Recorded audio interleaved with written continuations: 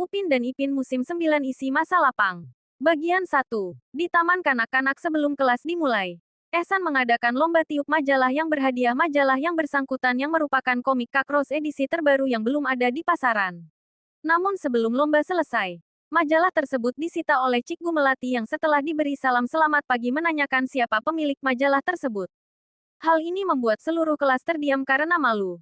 Namun akhirnya Upin dan Ipin mengaku bahwa mereka memiliki majalah tersebut. Sempat disangka ingin dimarahi. Namun justru dipuji guru karena sudah mempraktekkan praktik membaca. Padahal disuruh tidak sekadar membaca komik. Kata Mei Mei. Dia suka membaca buku setiap hari. Termasuk buku sekolah. Mel yang duduk di sebelahnya mengolok Mei Mei karena semua siswa membaca buku sekolah. Cikgu Melati memberikan pencerahan kepada para siswa bahwa kebiasaan Mei Mei membaca adalah sebuah hobi, yaitu kegiatan mengisi waktu luang. Seisi kelas pun menggemakan nama-nama kegiatan favorit siswa yang semuanya disetujui Cikgu Melati sebagai hobi kecuali makan yang menurut Ehsan adalah kewajiban. Sepulang sekolah, Upin dan Ipin mempelajari hobi temannya sambil menebak-nebak manfaatnya, termasuk Kakros. Tiba-tiba Kakros meninggikan suaranya dengan nyanyian yang dinyanyikannya saat memutar lagu di voice box sambil menggambar komik.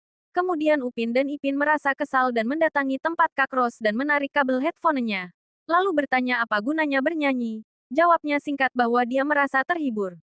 Maka Upin dan Ipin pergi ke dapur tempat Opah memasak. Lalu bertanya apa manfaat masakan Opah. Opah dengan rasa heran berkata, aku sendiri tidak bisa memikirkan hal itu.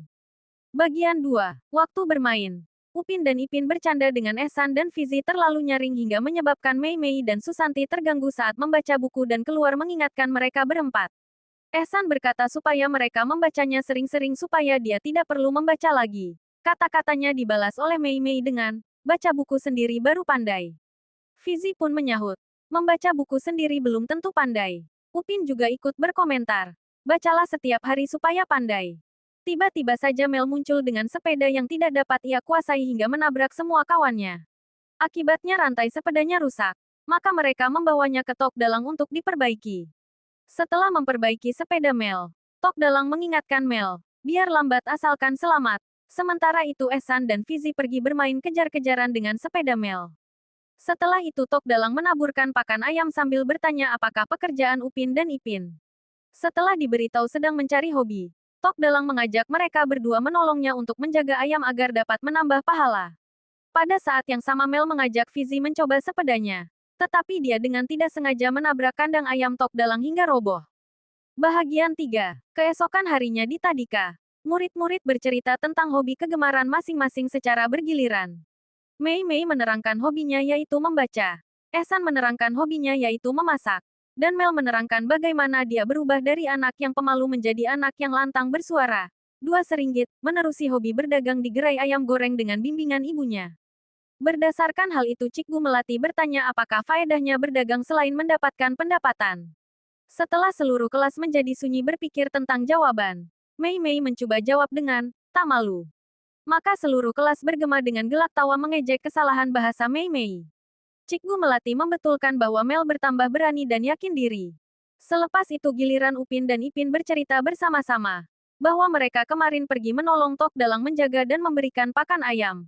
Memperbaiki kandang ayam, mengejar ayam, dan kadang-kadang memungut durian di dusun. Pendek kata, hobi mereka adalah menolong Tok Dalang pada masa lapang. Cikgu Melati membetulkan Upin dan Ipin bahwa menolong orang bukan hobi tetapi satu kewajiban. Ini membuat kembar tersebut bengong dalam kebingungan karena tidak ada hobi yang dapat diceritakan. Fizi menyela dengan menerka hobi sebenarnya Upin dan Ipin yaitu mengganggu Kakros, dan tertawa sambil mengganggu Ehsan.